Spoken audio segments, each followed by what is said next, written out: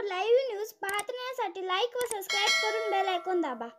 CM24 live news मध्ये आपलं स्वागत आहे।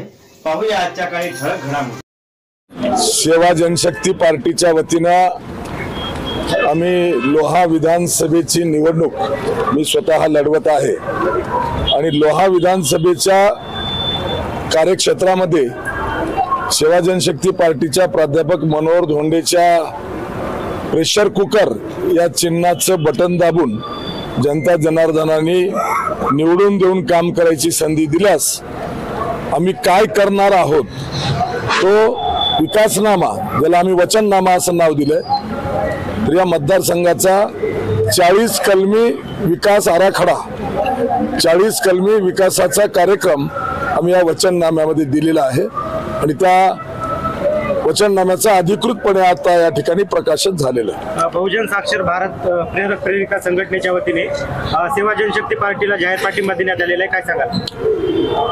बघा, मागच्या 1 महिन्यापासून आणि खास करून 24 ऑक्टोबरला उमेदवारी दाखल केल्याच्या नंतर दररोज मोठ्या प्रमाणावर वेगवेगळ्या घटकाचा पाठिंबा मिळतो आहे।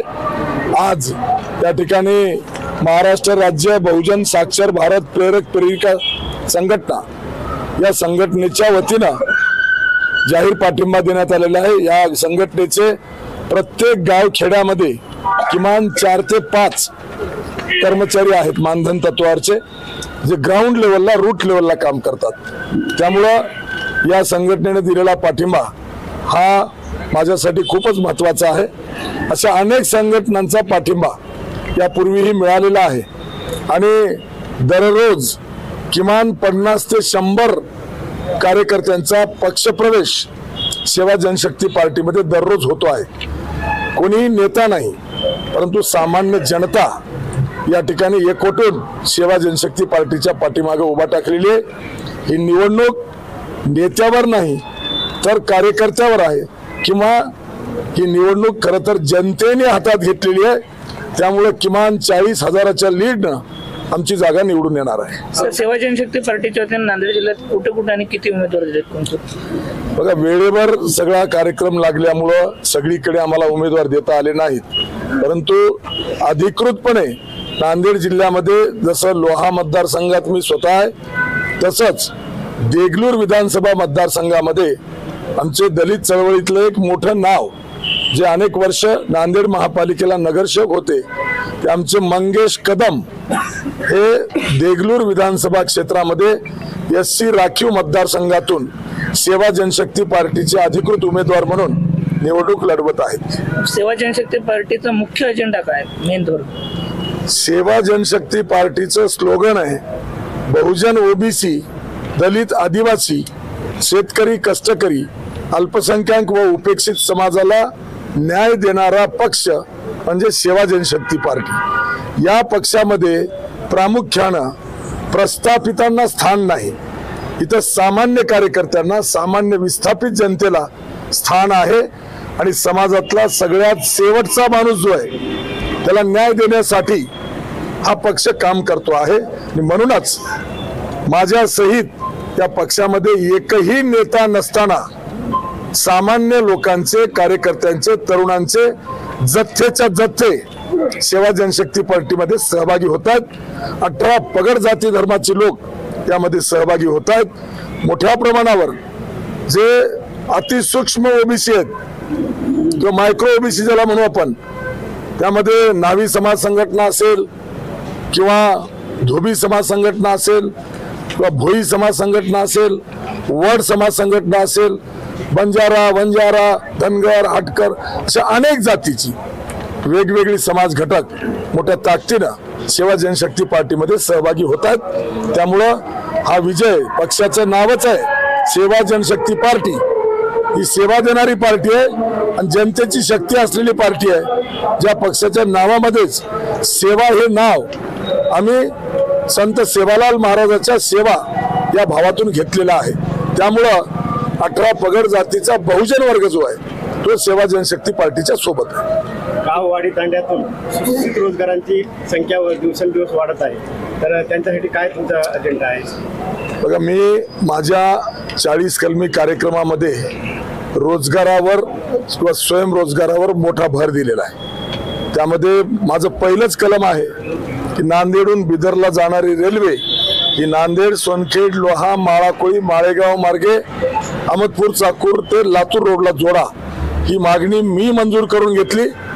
ती 5 वर्षामध्ये रेल्वे कशी अंमलात आणायची याबद्दल मी अभिवचन दिलेलं आहे। त्याच्या व्यतिरिक्त लोहा कंधार तालुक्यामध्ये बालाघाटाची पर्वत आहेत, या पर्वतांवरती फुकटची सीताफळं आहेत, त्याला कुठलंही भांडवल लागत नाही किंवा कुठल्याही प्रकारची मेहनत लागत नाही, आणि म्हणून मी फुलवळच्या MIDC मध्ये सीताफळ प्रोसेसिंग प्लांट किंवा सीताफळ प्रक्रिया केंद्र आणण्याचं अभिवचन दिलेलं आहे। जो कारखाना इथं आल्याच्या नंतर किमान 1500 तरुण पोरं कंपनीत काम करतील आणि किमान 10,000 मजूर जे फुकटची माळरांची सीताफळं तोडून आणून पिकू घालून कारखान्याला कच्चा माल म्हणून देतील, आणि त्यातून सीताफळाचं ज्यूस तयार होऊन त्याचं बॉटल असेल, पॅकेज असेल, हे परदेशापर्यंत आम्ही हे पोहोचू शकतो, आणि त्यातून मोठं अर्थार्जन लोहानी कंधारच्या जनतेला करता येऊ शकते, हाताला काम मिळू शकते। सर, आव्हान कोणाचं आहे आपल्या समोर? मुख्य आव्हान कोणाचं? बघा, माझ्या समोर आव्हान तिघांचं एकत्रित आहे। महाविकास आघाडीचा उमेदवार एकनाथ पवार असेल, महायुतीचा उमेदवार प्रताप चिखलीकर असेल, किंवा अपक्ष असलेल्या आशा शिंदे असेल, हे शेवटच्या रात्री तिघही एक होणार आहेत मनोहर धोंडेच्या विरोधात।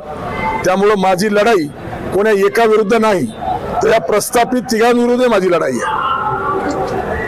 लोहा कंधार मतदारसंघ हा मागासलेला भाग असल्यामुळे वाडी तांड्यावरील मतदार हे आपण एकाने मतदान केलं नाही तर काय होणार या भावनेने बरेच जण बाहेर निघाले, त्याकरता काय सांगतात? नाही, मतदारांमध्ये मोठी जागृती आहे। मला माहिती आहे आपल्या वाडी तांड्यावरचा मोठा मतदार हा ऊसतोड कामगार आहे, आणि ऊसतोड कामगार खरं तर महाराष्ट्रातले एक साखर कारखाने चालू नाहीत, पण कर्नाटकामध्ये जाणारा मोठा वर्ग आपला आहे, आणि म्हणजे सगळे ऊसतोड कामगार तांड्यावर, मी आपल्याला विश्वासानं सांगतो, माझ्या मतदारसंघात 81 तांडे आणि 61 वाड्या आणि एकूण 300 गाव आहेत। या 81 तांडे आणि 61 वाड्या 142 वाडी तांड्यावरून मोठ्या प्रमाणावर ऊसतोड कामगार आहे। ते सगळे ऊसतोड कामगार मतदानाच्या दिवशी आपापल्या बूथवर आमच्या सेवा जनशक्ती पार्टीच्या प्रेशर कुकरचं बटन दाबायला या ठिकाणी येणार आहेत, त्यामुळे मतदान नक्की होईल। काही दिवसापूर्वी आपण कंधाराची एक प्रतिक्रिया दिली की लिंबोटी धरणाचं पाणी मी कुठल्या तालुक्याला दुसरीकडे जाऊ दे, यावर काय आपली प्रतिक्रिया? बघा, लिंबोटीचं धरण 1985 ला बांधलं, जेव्हा कैलासवासी शंकरराव चव्हाण मुख्यमंत्री आणि या मतदारसंघाचे आमदार ईश्वरराव भोशीकर होते। परंतु या धरणामध्ये जमिनी लोहा तालुक्यातल्या शेतकऱ्याच्या गेल्या, पाणी मात्र लोहा तालुक्यातल्या शेतकऱ्यालाही मिळालं नाही आणि लोहा तालुक्यातल्या गावांनाही प्यायला मिळालं नाही। ज्यांना या जनतेने निवडून दिलं त्या आमदार लोकांनी वैयक्तिक स्वार्थापोटी सौदेबाजी करून लोहा तालुक्यातल्या लिंबोटी धरणाचं पाणी हे उदगीरला, जळकोटला, अहमदपूरला, पालमला, गंगाखेडला विकलंय, सौदेबाजी केली आणि आमचा लोहा तालुका उजाड केलाय। तसंच कंधार तालुक्यात बारूळचं धरण आहे, बारूळच्या धरणातलं पाणी सुद्धा आमच्या कंधार तालुक्यातल्या शेतकऱ्याला मिळालं नाही। आता काम चालू आहे, बारूळच्या धरणाचं पाणी फुलवळपर्यंत बॅकवॉटर आहे, ते संपूर्ण पाणी मोठी पाईपलाईन करून उदगीरच्या शेतकऱ्यांना देण्याचं काम चालू आहे। मी शब्द दिलाय की मनोहर धोंडेला निवडून द्या, लोहा आणि कंधार तालुक्यातलं आमचं हक्काचं पाणी एक थेंब सुद्धा मी बाहेर जाऊ देणार नाही। किंवा दुसरा आपल्याला अंतेश्वरचा बंधारा आहे, अंतेश्वरचा बंधारा हा लोहा तालुक्यातल्या जमिनीमध्ये आहे, पण आता 2 दिवसापूर्वी अहमदपूरचे आमदार बाबासाहेब पाटील यांनी जाहीर केलंय की अर्थमंत्री अजितदादा पवार यांनी बाबासाहेब पाटील आमदार, अहमदपूरचे आमदार यांच्या म्हणण्यावर 4000 कोटी रुपये मंजूर केले। कशाला? आमच्या लोहा तालुक्यातल्या अंतेश्वरच्या धरणाचं पाणी पाईपलाईन करून अहमदपूर तालुक्यातल्या झरीच्या धरणामध्ये टाकलं जाईल आणि झरीच्या धरणातून अहमदपूर तालुक्यातल्या 40 गावाच्या शेतीला दिलं जाईल। ही पाणी चोरीची प्रक्रिया आमचा आमदार हा बिनबुडाचा किंवा बिनडोकाचा असल्यामुळं आमचं पाणी पळवलं चाललंय।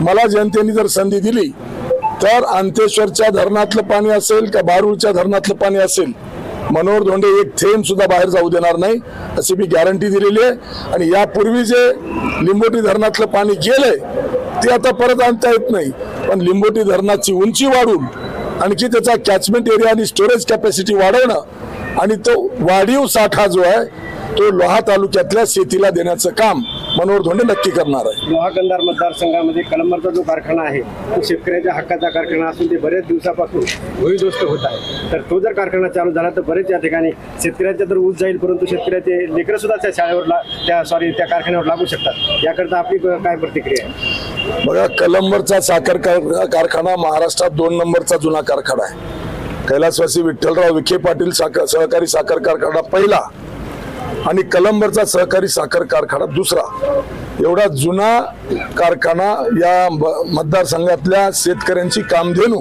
म्हणून ओळखला जायचा। परंतु 2004 ला जेव्हा प्रताप चिखलीकर नावाचा व्यक्ती 150 रुपये देऊन मतदाराला विकत घेऊन निवडून आला तेव्हापासून या कारखान्याला अवदसा आली, अवकळा आली। आणि ह्या लोकांनी ज्यांना आमदार म्हणून निवडून दिलं, या लोकांनी कारखाना कलंबरचा चालवणं लांब, पण यांनी भंगार सुद्धा विकून खाल्लंय। आणि आता कारखाना तो चालू होणे शक्य नाही, मला माहिती आहे। आता ज्यांनी कोणी घेतला कारखाना ते इन्व्हेस्टमेंट म्हणून, प्रॉपर्टी म्हणून घेतलेला आहे, तो कारखाना चालू करणं हे दुरापास्त आहे। पण येणाऱ्या काळामध्ये सगळ्यांच्या सहमतीने जर तयारी असेल तर पुन्हा या ठिकाणी कारखानदारी आणण्यासाठी मनोहर धोंडे वचनबद्ध आहे। बाचुटे येथे जे काही लक्ष्मण हाके यांच्यावर जे काही हल्ला झाला त्यावर जातीय समीकरणानुसार जातीय मताची विभागणी होईल असं वाटते? बिलकुल नाही, जनता गाफील नाही। जे नौटंकी चाललेली आहे, तुमच्या बाचोटीचं प्रकरण हे काही मराठा विरुद्ध ओबीसी नाही, ही नौटंकी आहे। केलेली नौटंकी याचा मास्टर माइंड प्रताप चिखलीकर आहे। कारण ज्या दिवशी घटना घडली त्याच्या आदल्या दिवशी ओबीसीचा नेता म्हणून घेणारा प्रताप चिखलीकरच्या गाडीत होता, किंवा एक मराठा लाख मराठाच्या बाचोटीत घोषणा देणारा ही प्रमुख कार्यकर्ता हा प्रताप चिखलीकरचा कार्यकर्ता आहे। तर ओबीसीचं नेतृत्व करतो म्हणणारा ही कार्यकर्ता हा प्रताप चिखलीकरच्या पक्षात त्यांनी 6 तारखेला प्रवेश केला आणि 7 तारखेला घटना घडली। त्यामुळं जो बहुजन वर्ग लोहा कंधार मधला एकवटून मनोहर धोंडेच्या पाठीमागे आलेला आहे, त्याच्यात फूट कशी पाडता येईल आणि फोडा झोडा राज्य करा हे सूत्र वापरून पुन्हा आपलं घराणं कसं सत्तेत आणता येईल यासाठी प्रताप चिखलीकर यांच्या कटकारस्थानातून मास्टरमाइंड प्रताप चिखलीकर आहे। त्याच्या सांगण्यावरून अशा प्रकारची घटना घडून आणली गेली आणि ही घटना घडून आणण्यामध्ये स्वतः जो उमेदवार होता किंवा लक्ष्मण हाके होते ते सुद्धा त्यामध्ये सहभागी आहेत। मी आपल्याला सांगेल, एकीकडे लक्ष्मण हाके मनोजदादा जरंगेची बरोबरी करतायत, पण आपण त्यांचे अवकात ओळखून वागले पाहिजे। मनोजदादा जरांगेंनी बोट वर केलं तर लाखो लोक येत आहेत आणि तुम्ही कोणाची तरी सुपारी घेऊन कंधारच्या माळामाळाने गावागावानी 50 लोकांमध्ये फिरता आणि दगड खाल्ल्याची नौटंकी करता, यातच तुमचं नेतृत्व संपलेलं आहे। एकटे लक्ष्मण हाके म्हणजे ओबीसी नाहीत। या महाराष्ट्रामध्ये 346 जाती ओबीसीच्या आहेत आणि 346 जातीमध्ये एकटा हाके हा काही ओबीसीचा गुत्तेदार ठरू शकत नाही, त्यांना काही सुपारी दिलेली नाही।